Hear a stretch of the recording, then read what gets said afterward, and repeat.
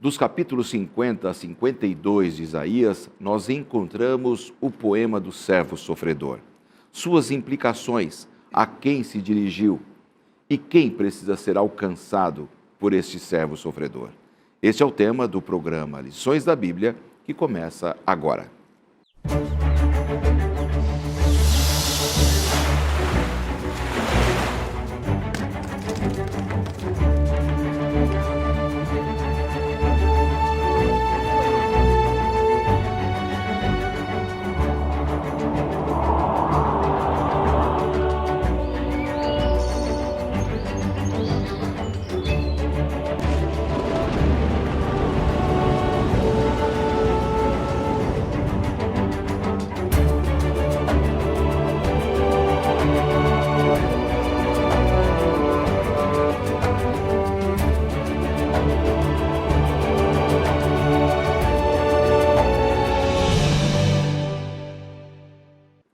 Eu estou muito feliz por começar o programa de hoje e por saber que estamos na 10ª semana dessa primeira temporada de 2021. Olha, passou tão rápido que eu nem vi, para falar a verdade. O estudo do livro de Isaías tem sido extraordinário, uma bênção para a minha vida, eu acredito que para a sua também. E a gente pede a Deus que nos dê direcionamento e forças para praticarmos as mensagens desse livro tão maravilhoso, que é o livro de Isaías. Você é muito bem-vindo aqui ao programa Lições da Bíblia, a nossa roda de conversas, que sempre tem convidados, e hoje os 2 convidados da semana passada retornam ao programa. Tenho o prazer em receber mais uma vez o pastor João Vicente. Bem-vindo, viu, pastor João? É uma honra, um prazer estar com você de novo aqui na Lições da Bíblia. Estivemos a semana passada e vamos continuar estudando essa semana. É, isso aí, a honra é nossa, nessa parceria aí com a Casa Publicadora Brasileira, onde o pastor João dedica a sua vida, o seu ministério, a tanto a área comercial ali da Casa Publicadora Brasileira, que é a grande editora da Igreja Adventista aqui no Brasil, e também a área de marketing, de estratégias, de como os materiais da Casa Publicadora podem chegar até você, a sua família. Obrigado também à Casa Publicadora por sempre liberar aí os funcionários, os amigos que nos visitam e nos honram muito com a presença. É um prazer para a gente. Bom, juntamente com o pastor João está o pastor Fernando Dias, que retorna também ao programa. Bem-vindo também, pastor, uma alegria recebê-lo. O prazer é todo meu, pastor, assim como estivemos semana passada. Eu também quero mandar um abraço para minha querida esposa Mauriceia. E é um prazer estar aqui nesse programa para a gente comentar, refletir e aprender mais da palavra de Deus. Olha aí, maravilha. E é uma alegria recebê-lo. O pastor Fernando trabalha numa editoria importante, são várias editorias, vários editores, e ele trabalha numa delas com os livros relacionados ao Espírito de Profecia, e já falou isso na semana passada, e podemos comentar mais alguma coisa no programa de hoje também. Meus amigos, vamos começar com uma oração? Pedir ao pastor João que ore para nós, por favor. Senhor, nosso Deus e nosso amorável Pai, nós temos a alegria de estarmos aqui no Novo Tempo para estudarmos juntos a Tua Palavra, juntos com as milhares de pessoas que nos assistem e que elas sejam alcançadas neste momento pelo Teu Santo Espírito. O assunto que vamos estudar é muito importante, porque é a missão do nosso Salvador aqui na Terra. Portanto, Senhor, que compreendamos esta missão, compreendamos esta obra redentiva e redentora e, principalmente, possamos encontrar a salvação neste nome maravilhoso que é Jesus Cristo. E é neste nome que nós pedimos e agradecemos por todas essas bênçãos. Amém. Amém. O tema dessa semana é Fazendo o Impensável. Como é que você vê o tema dessa semana aqui para a gente introduzir o assunto, pastor Fernando? Olha, o impensável é aquilo que a gente não vê como comum. Tem uma coisa que eu gosto de fazer, que é ler biografias, ler histórias de pessoas famosas. E é muito comum a gente, quando lê esse tipo de livro, a gente vê a história do menino pobre que se tornou rico. Mas aqui na Bíblia a gente tem uma história um pouco diferente, de um Deus rico, soberano, rei do universo, que se torna pobre. E no caso, um servo, um humilde escravo do ser humano e que morre para proporcionar a nossa salvação, o perdão de nossos pecados. Ou seja, uma coisa que não passa pela normalidade. Impensável, né? completamente impensável. Também, pastor, a sua visão aí sobre o nosso tema que vamos conversar. Olha, o tema é maravilhoso. Inclusive, é impensável a forma como foi escrito um dos textos base que nós vamos estudar. Diz o seguinte: mas ele foi transpassado por causa das nossas transgressões e esmagado por causa das nossas iniquidades. O castigo que nos traz a paz estava sobre ele, e pelas suas feridas fomos sarados. Note que interessante. Isaías escreve como se esse fato já tivesse acontecido, porque ele coloca no passado. Algo que aconteceria mais de 600 anos depois. Então, nos mostra que esse impensável é atemporal, né? Nós vamos estudar sobre um Deus que era rico, se fez pobre, que era dono do universo, se fez como o mais humilde dos servos para nos salvar, e esse sacrifício foi atemporal. Coisa linda, né? E um sacrifício que era para a gente pagar, né? A punição era para a gente, não para o inocente, né? O inocente Cordeiro de Deus, né? Isso realmente nos impressiona. Agora, o pastor Fernando, na semana passada nós terminamos o programa de uma forma abrupta aqui. Nós quase caímos da cadeira aqui. O tempo acabou e a gente tinha que acabar, e você estava terminando de ler um texto de Isaías 49, que era também uma referência até àquilo que vamos conversar um pouco nessa semana.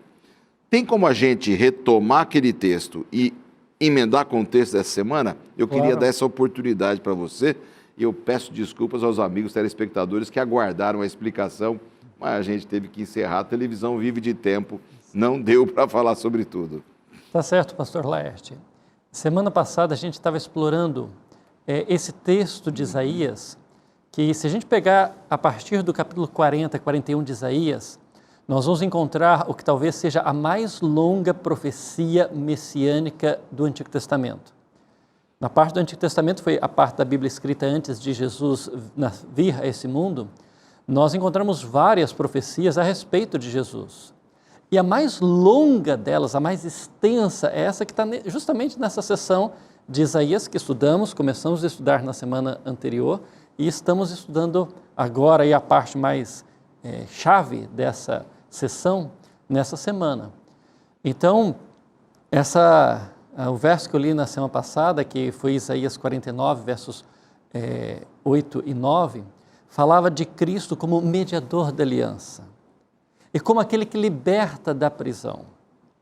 Ou seja, Cristo ele é o agente de Deus, o servo de Deus, para nos levar à reconciliação com Deus, para que nós possamos ter de novo um novo compromisso com Deus. A Bíblia tem uma verdade muito clara, é que eu, você, todos nós aqui e todos que nos ouvem, estão em pecado. Independente do que você tenha feito na vida, você é um pecador.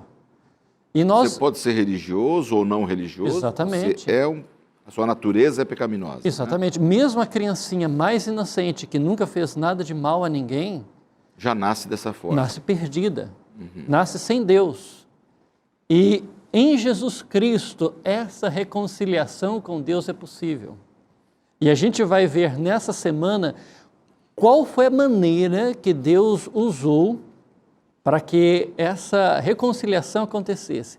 E a gente vai perceber que houve um preço muito alto a ser pago para que você e eu e todos que nos ouvem pudessem ser aceitos por Deus e pudessem ter direito às bênçãos de Deus e à vida eterna que Deus quer nos oferecer. Muito legal. Foi bacana esse resumo aí, que dá para a gente pegar a partir dessa visão, né? E da nossa introdução, tudo aquilo que a gente estudou nessa semana. Em algum momento vamos repetir os conceitos, mas eles se tornam importantes aqui para o nosso programa. Vamos abrir a Bíblia em Isaías 50, capítulo 50, que fala ali a respeito de uma difícil verdade de Isaías, né? Então eu gostaria que a gente começasse a falar agora sobre esse capítulo 50 e essa difícil verdade. Pastor João, Como você analisa essa difícil verdade de Isaías? Olha, uma difícil verdade de se compreender aqui no livro de Isaías. Aliás, Isaías ele fala muito sobre libertação, né? Você vê aí no capítulo 2 a libertação da Assíria. Depois ele fala da libertação de Babilônia, depois da libertação de Satanás. E aí nesse bloco aí do versículo 40 a 53, ele identifica o libertador, que é Jesus Cristo, que nós sabemos. E qual é a difícil verdade? Que todos esperavam o libertador, como foi Ciro, por exemplo, né? Um homem, ou como seria no futuro, né? Um homem super poderoso que dominasse os inimigos e viesse com um poder bélico muito grande, mas veio... Se fosse um rei, um imperador mesmo, de cetro na mão, né? Veio ali um sofredor, veio alguém que seria humilhado. E na época, não só para o povo de Israel, mas para as nações vizinhas, havia algo muito forte que era defender a honra. Então, qualquer coisa que você fizesse que fosse de encontro à honra de alguém, guerras começaram por conta disso. Eu tive o privilégio de, algum tempo atrás, visitar Israel. E lá tem algo completamente diferente de nós aqui. O porte de armas para quem já serviu o exército é liberado. Então, se você serviu o exército, eu servi o exército.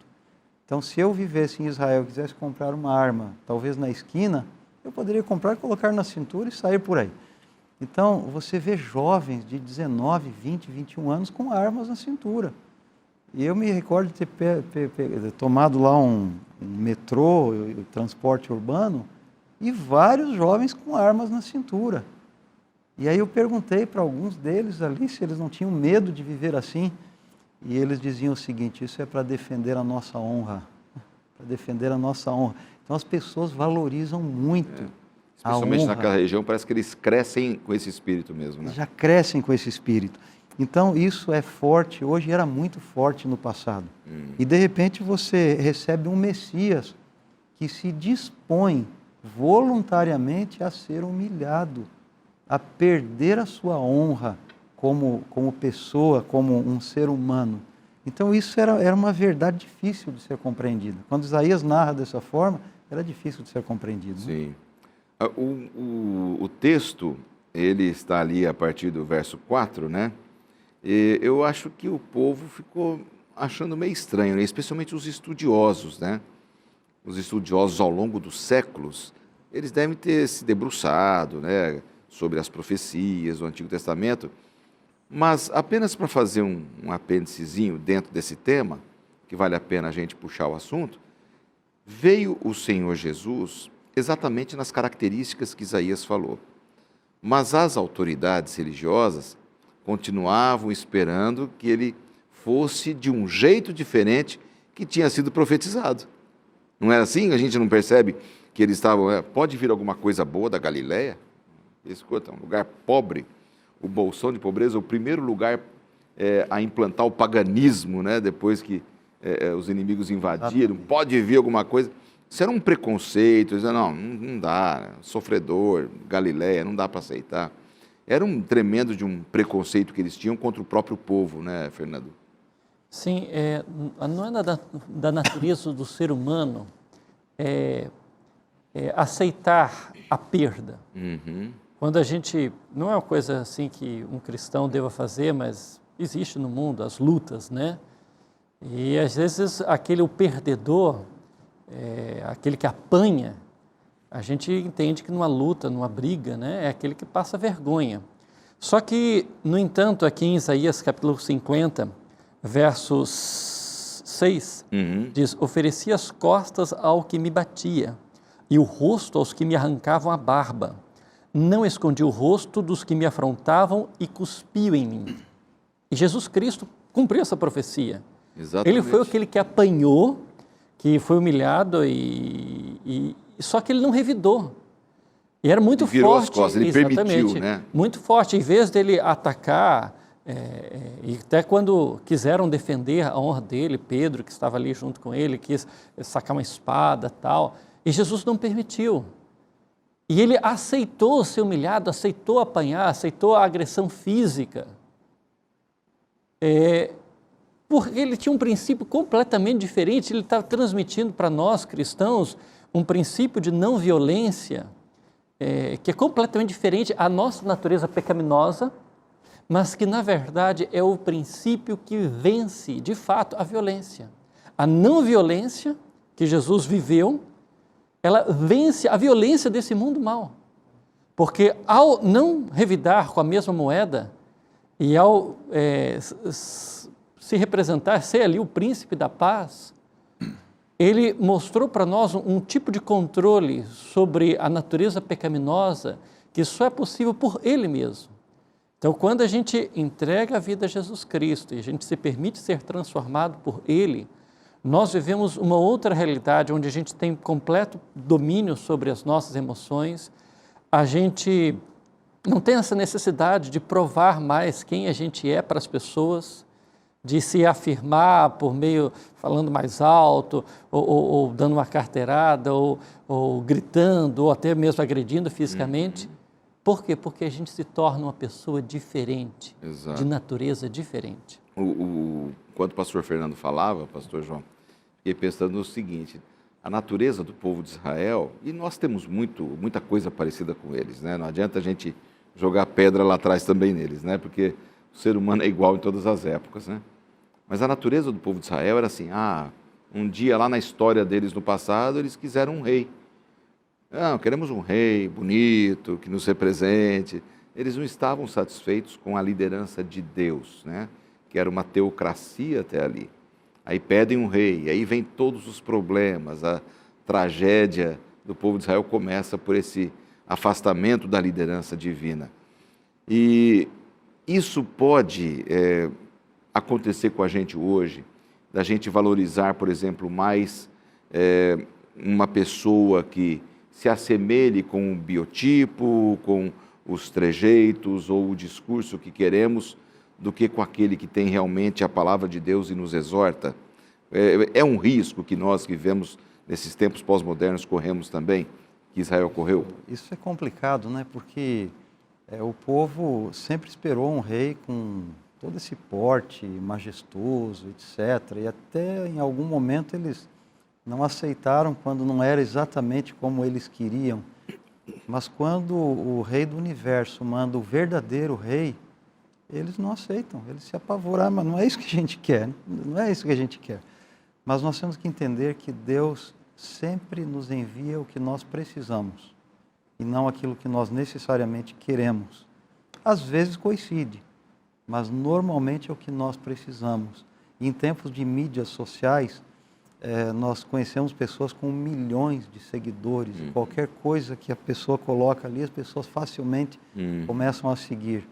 Mas o meu conselho para aqueles que nos assistem hoje, até quero falar para esta câmera, confronte aquilo que você ouve, aquilo que você vê nas redes sociais, na internet ou na TV, com aquilo que a palavra de Deus diz para você. O que está na palavra de Deus é o que realmente você precisa, não necessariamente aquilo que você quer ouvir. Exatamente, muito bem lembrado. Com essas palavras, nós vamos para um rápido intervalo e voltamos em instantes.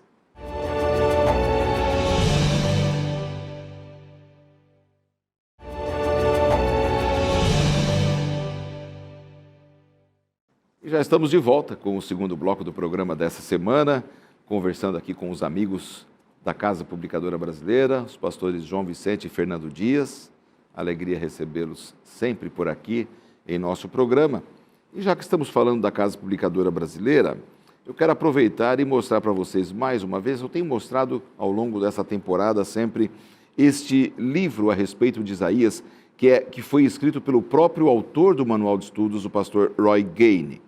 E nesse livro de Isaías ele fala sobre juízo, redenção para o povo de Deus, e ele é a base do manual de estudos, é um subsídio complementar também, e esse estudo feito pelo pastor Roy Gaine sobre Isaías, ele nos alcança com um material extraordinário como esse aqui. Você poderá adquiri-lo no site da Casa Publicadora Brasileira, cpb.com.br, que aparece na sua tela para você poder chegar até ele, tá certo? Também, juntamente com ele, um subsídio importante, que são os textos da autora norte-americana Ellen White, cremos que inspirada por Deus, comentou muita coisa a respeito do povo de Israel, o cativeiro, o tempo de Isaías, e esses textos ajudam a você a entender melhor aí todo o contexto da palavra, daquilo que o profeta quis dizer e disse de fato, e a visão que ela tinha a esse respeito. Aproveito também para dar a oportunidade para você que está ligando, quem sabe pela primeira vez, na Novo Tempo, e esclarecer que nós sempre oferecemos para os nossos telespectadores a oportunidade de estudar a Bíblia. Amamos a Bíblia. A Novo Tempo tem o prazer em abrir a Palavra de Deus em todos os seus programas, né? Às vezes pode ser um programa infantil, ou de entrevistas, ou de saúde, ou para os jovens, ou não importa. Em todos os programas, não apenas naqueles que pregam abertamente a Palavra de Deus, nós exaltamos o conteúdo desse livro sagrado, que amamos e cremos que é a revelação de Deus para nós. E são vários cursos bíblicos, são dezenas de cursos. Você poderá entrar no site biblia.com.br e escolher o curso que eu vou falar agora, Descobertas Bíblicas. Ele é um curso online e você vai poder usar o seu celular, tablet, computador para fazer esse curso. É de graça, nós não cobramos absolutamente por nenhum curso que nós oferecemos a vocês. Você se cadastra ali e vai ter acesso a esse conteúdo que vai lhe fazer bem, eu garanto para você. Quando a gente estuda a Bíblia, a nossa vida se transforma pelo poder do Espírito Santo. Os amigos da Casa Publicadora já comentaram no programa anterior a respeito do grande trabalho também que a CPB realiza na edição de livros e materiais, e isso realmente nos enche de alegria tê-los aqui com a gente, discutindo um pouco mais sobre o contexto e o livro de Isaías que estamos falando aqui. Nós comentamos agora há pouco, amigos, a respeito do poema do servo sofredor. E a gente encontra ali no capítulo 52 até o 53, essa porção especial.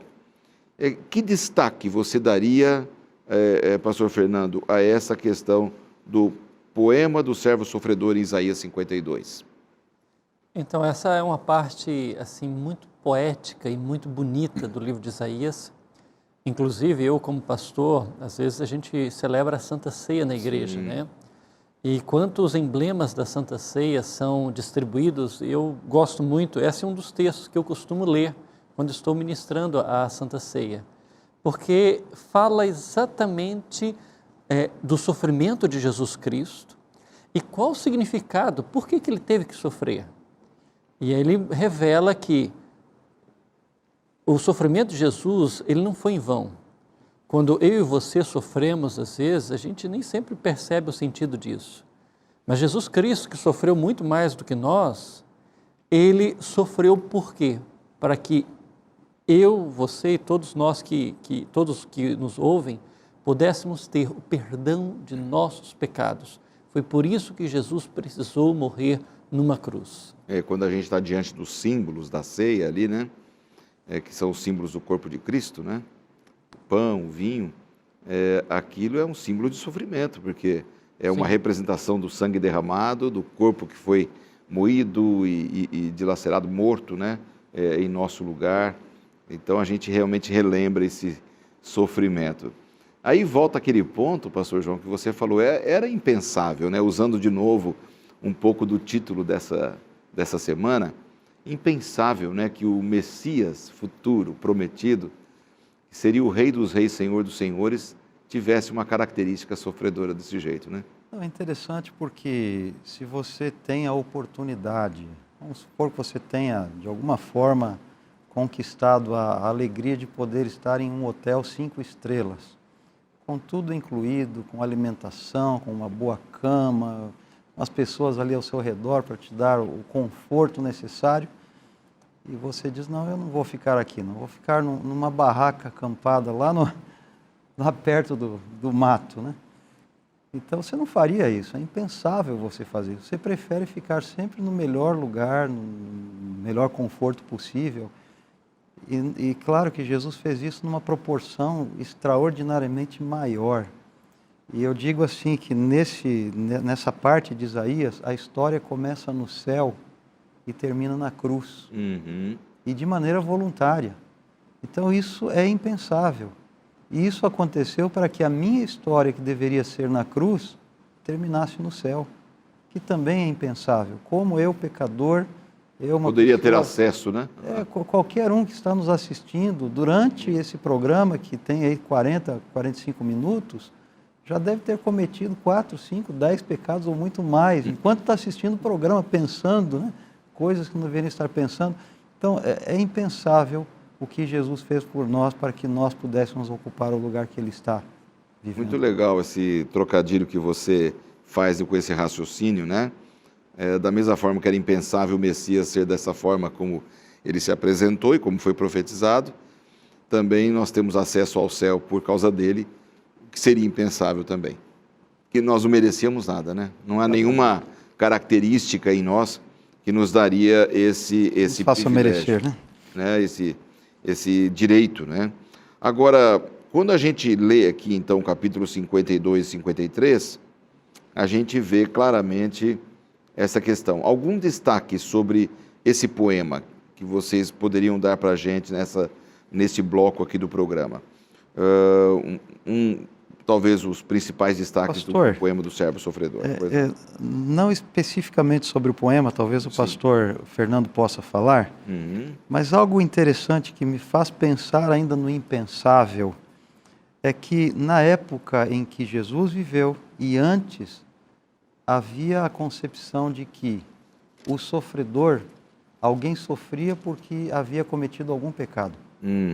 E isso aconteceu no ministério de Jesus, quando ele foi curar ali uma pessoa, perguntaram: quem é que pecou? Foi ele ou foi seus pais? Ou seja, você está sofrendo é porque você é pecador. Isso aconteceu com Jó, e Jó tinha que se defender perante seus amigos: não, eu não pequei, não é um pecado que eu tenha cometido que está provocando essa doença, ou essas provações que eu estou passando. E com Jesus, mais ou menos se aplicava dessa forma. Muitas pessoas não esperavam esse sofrimento de Cristo.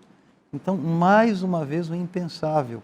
Como que uma pessoa que está sofrendo, está sendo humilhada, está sendo rejeitada, está recebendo açoites, está em uma cruz, como ele pode ser o nosso Salvador? Isso é impossível. Ele deve ser o maior pecador de todos os tempos por estar sofrendo da forma como está sofrendo. E a gente percebe que não é essa a verdade, né? O judeu tinha um pouco dessa tradição, né? A questão do cego lá, que os discípulos perguntaram para Jesus: Senhor, quem é que é culpado, né, por ele ser cego? Ele ou seus pais, né? Eles tinham essa questão e está assim porque está pagando alguma coisa. É uma visão que não é cristã, né? Mas eles tinham uma influência meio pagã ali, talvez, na forma de ver ali, né? O povo judeu foi adquirindo algumas visões meio pagãs que não eram da vontade de Deus. Acho que esse é um ponto interessante. Também o seu destaque aqui, pastor Fernando. Então, tem um verso aqui que me chama sempre muita atenção quando eu leio e releio essa passagem, que é Isaías 53, verso 4. E diz: certamente Ele tomou sobre si as nossas enfermidades, e as nossas dores levou sobre si, e nós o considerávamos como aflito, ferido de Deus e oprimido. E acrescenta no verso 5, mas Ele foi traspassado por todas as nossas transgressões, esmagado por todas as nossas iniquidades. O castigo que nos traz a paz estava sobre Ele, e pelas suas feridas fomos sarados. É interessante que Cristo, Ele vive as situações que nós vivemos. Uma vez eu li uma ilustração a respeito de um grupo de pessoas que chegavam no juízo final, né? É claro que isso é uma história inventada, né? Elas conversavam e discutiam se Deus realmente seria justo no seu julgamento, porque cada um tinha a sua situação, e um falava: não, mas eu sofri racismo, eu nasci desprivilegiado. O outro falava: não, mas eu fui pobre e tal, e por isso talvez eu tenha agido como agi e tudo. Será que Deus vai ser justo para me julgar, sendo que Ele não entende as minhas questões pessoais, como eu vivi? E aí aquele grupo de pessoas pega e faz uma reivindicação a Deus: não, se o Senhor quer nos julgar, então a gente queria que o Senhor vivesse as mesmas coisas que nós vivemos, os mesmos preconceitos, as mesmas lutas, as mesmas adversidades. Mas isso aconteceu. Jesus Cristo, que era Deus, veio a esse mundo, nascendo como um ser humano pobre, de uma família pobre, num lugar colonizado, num lugar explorado, numa época em que a política era muito mais corrupta e perversa do que é hoje, e vivendo muitas situações de adversidade, mas, no entanto, vivendo uma vida perfeita. E ao viver essa vida perfeita, ele oferece aí não só a capacidade de nos julgar como justiça, mas também de assumir a nossa culpa e sofrer as coisas que nós merecíamos sofrer, para oferecer a nós a vida eterna que ele adquiriu como direito por ter vivido uma vida sem pecado. E esse é o presente que ele quer nos dar. E quando eu e quem nos ouve aceita Jesus Cristo como o nosso como Salvador, e você se ajoelha diante dele e diz: eu confesso os meus pecados a Jesus, e você detalha tudo que você fez de errado e reconhece que você de fato é um pecador e que necessita da misericórdia de Deus, e entrega aquilo para Deus, e você aceita pela fé, somente pela fé em Jesus, que Ele é o Salvador, Ele pode transformar a sua vida e pode lhe dar para você o maior privilégio de todos, que é ter a vida eterna, viver sem nunca mais precisar morrer. Que grande verdade é essa, né? Uma coisa extraordinária. Capítulo 53, agora, verso 1. Gosto muito dessa pergunta aí, né? Que questionamento tem aí? Como a gente pode entender melhor, pastor João, esse questionamento, esta pergunta? Quem creu, né? Quem creu na nossa pregação, e é quem foi revelado o braço do Senhor, mais uma vez alcançando falando do inacreditável. O impensável. Impensável. Uhum. Veja, mais uma vez eu gostaria de ilustrar, o nosso guia fala um pouquinho do marido que está ao lado da esposa assistindo o parto. É um momento importantíssimo na vida do casal, e eu passei 2 vezes por essa experiência. Ao lado da minha esposa, ela sentindo as dores do parto e segurando as minhas mãos. Você quase sente as dores que ela sente, mas você não sente. Você está ali, você está dando apoio, e talvez essa seja uma das ilustrações mais próximas daquilo que Jesus fez por nós. Mas ainda assim não é o suficiente, porque você não sente as dores que a sua esposa está sentindo. Então, é difícil você crer naquilo que você não sente. É difícil você aceitar aquilo que Jesus fez por nós quando você não sente ou não sentiu o que Ele sentiu e não viveu o que Ele viveu. E essa pergunta, ela cala muito no nosso coração. Né? Ela cala muito. Quem pode acreditar naquilo que o Messias fez por cada um de nós? Um homem desprezado, né? Surgindo como um renovo ali daqueles tocos queimados, que não havia esperança nenhuma, né? E como é que podiam acreditar nessa mensagem? Não, é uma pergunta importante, né? Eu penso que essa pergunta ecoa até os nossos dias também, porque hoje, quanto se prega a Bíblia, não é? Pela televisão, nas igrejas, na Casa Explicadora Brasileira produzindo materiais e Bíblias, e quanto se prega, né? Quem creu? Quem está crendo? Que é necessário fé, é necessário entrega, é necessário uma visão maior daquilo que fez Jesus, né? O Messias, como o pastor Fernando estava falando, né? Quando você compreende essa visão maior, se torna mais fácil você entender realmente o sacrifício dele, quem eu sou, quem ele é, e a gente precisa ter essa visão mais ampla, né? A respeito daquilo que fala. Quer fazer algum comentário também sobre essa questão do quem creu, pastor Fernando? Sim, muita gente encara Jesus como um ser humano especial, um mestre, um ser iluminado, mas ele era muito mais do que isso. Ele mesmo afirmou, e a Bíblia fala, que ele era Deus. E a gente só tem 2 atitudes diante disso: ou considerar ele um impostor, como alguém que não estava falando a verdade a respeito de si mesmo, ou aceitar quem ele disse que realmente era. Se você escolhe a primeira opção, fala, não, Jesus não estava falando sério quando ele disse que era Deus. Mas então, como é que ele deve ser levado a sério nas outras coisas que disse? Como é que ele fez e falou com tanta sabedoria e realizou milagres tão extraordinários, inclusive ressuscitar dentre os mortos após 3 dias de falecido? Como isso pôde acontecer?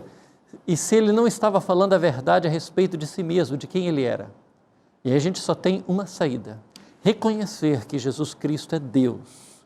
E quando a gente reconhece que Jesus Cristo é Deus, a gente tem que tomar uma atitude a respeito dele. Ou a gente vai aceitá-lo como o Senhor da nossa vida, entregar a nossa vontade a Ele, e entregar tudo que nós temos, tudo que nós somos para Ele, para sermos transformados por Ele, ou a gente vai rejeitar e dizer não e fechar a porta do nosso coração a Ele.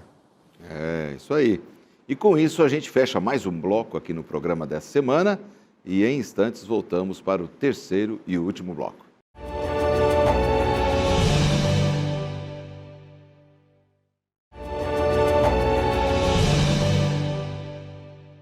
E chegamos ao terceiro e último bloco do tema dessa semana e tem sido um tema tão extraordinário, discutidos aqui com os nossos amigos pastores João Vicente e Fernando Dias, da Casa Publicadora Brasileira, e o tema Fazendo o Impensável. Tudo aquilo que foi impensável que Jesus fez, que o Messias fez por nós, e é sobre esse tema que nós estamos trabalhando, um pouco do Messias sofredor, o poema, Isaías revelando aquele que haveria de vir e veio e viveu da forma como Isaías havia profetizado. O capítulo 53, você pode acompanhar na sua Bíblia em casa, versos 3 a 9, pastor João, ele fala um pouco sobre esse tema que os inalcançáveis somos nós, né? Como que a gente pode entender melhor Isaías 53, versos 3 a 9, que destaques você daria para a gente? Olha, eu aprecio muito tomar as histórias bíblicas e tentar contextualizá-las, trazer para o nosso tempo. E nós ficamos imaginando, nós temos muitos livros, muitos filmes sobre a vida de Jesus. E esses dias eu estava escrevendo alguma coisa, eu gosto de escrever muito, já escrevi alguns livros, tentando imaginar exatamente o que aconteceu ali naquele monte, no Calvário, no sacrifício que Jesus fez.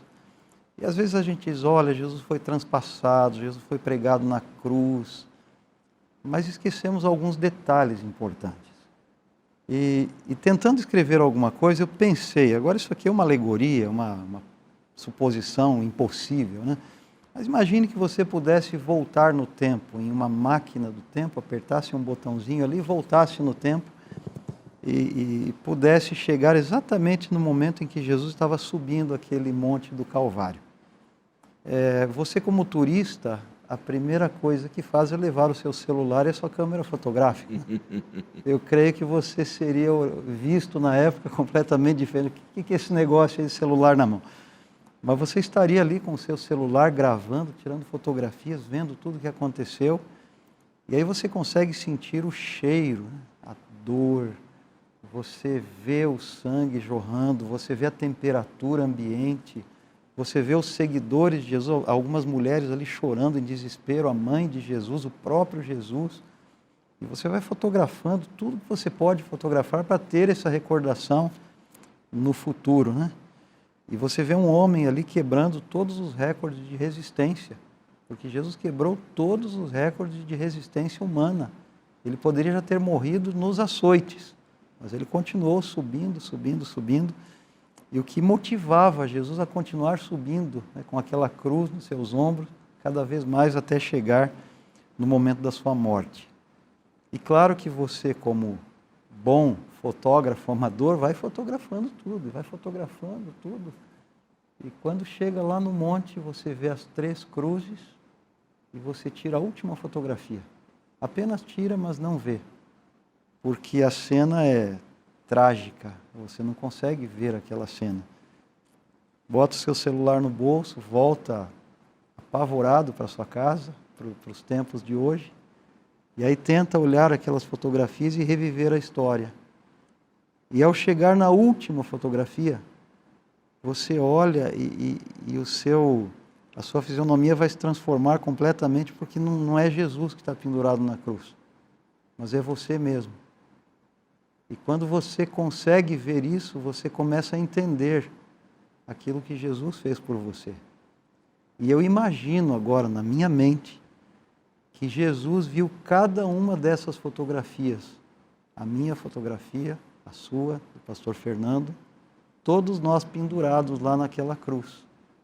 E isso fazia ele dar passo após passo, sofrer mutilações, porque se ele não fizesse isso, quem estaria na cruz seria eu e seria cada um de nós. E por um passe de mágica, aquela fotografia desaparece do meu celular, porque não sou eu que estou lá, mas é Jesus Cristo que já fez isso por mim.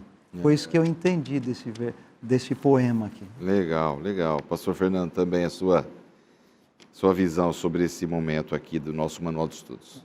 Eu quero aproveitar até e fazer das minhas palavras, as palavras que nosso manual traz aqui, de Ellen White, citando um parágrafo que ela escreveu no livro A Maravilhosa Graça de Deus, página 172, e diz o seguinte: que preço elevadíssimo foi esse que Deus pagou por nós. Olhem para a cruz e para a vítima nela pendurada. Olhem para aquelas mãos traspassadas de cravos e para aqueles pés pregados no madeiro. Cristo levou em seu próprio corpo o nosso pecado. Aquele sofrimento, aquela agonia representa o preço da nossa redenção. E eu fico pensando, o preço altíssimo que tem o pecado, um único pecado que um ser humano viesse a cometer, ou o simples fato de termos nascidos já com essa herança pecaminosa, né, que veio desde Adão, esse simples fato nos leva à condenação eterna. E somente a morte de Jesus Cristo é um preço capaz de pagar. Seria a mesma coisa de você ter uma dívida de R$1 trilhão ou coisa bem maior do que isso, né? Um dinheiro que nenhum ser humano do mundo teria, e você tem que pagar aquela dívida, e se você não pagar, você terá que morrer, porque a pena de morte é a pena do pecado. A pena de morte, ela existe, a Bíblia explica que a pena de morte é a pena do pecado. E a gente vê que Jesus Cristo paga, Ele, essa pena, para que nós, ao aceitarmos Jesus, pudéssemos ter o direito à imortalidade, à vida eterna.